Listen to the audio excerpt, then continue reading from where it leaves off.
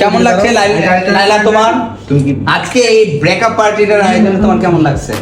মায়ের খাবি প্রিন্স মামুনের জন্য ব্রেকআপ পার্টি দিল আমাদের সুগার মামি লায়লা। মামুনের শোকে ছেঁকা খেয়ে বেকা হয়ে যাওয়া আমাদের লায়লা মামুনকে শত চেষ্টা করে ফেরাতে ব্যর্থ হয়ে অবশেষে মামুনের বেস্ট ফ্রেন্ড বিডি ইমরানের সাথে ব্রেকআপ পার্টির আয়োজন করেছিলেন, যেখানে দেখা যায় সুগার মামি লায়লা মামুনের বেস্ট ফ্রেন্ডদেরকে সঙ্গে নিয়ে ব্রেকআপ পার্টির জন্য কেক কাটছেন। অপরদিকে শোনা যাচ্ছে লায়লাকে ছেড়ে যাওয়া আমাদের প্রিন্স মামুন নতুন গার্লফ্রেন্ড নিয়ে গুলশানে ঘুরে বেড়াচ্ছে এবং মিউজিক ভিডিও করে বেড়াচ্ছে।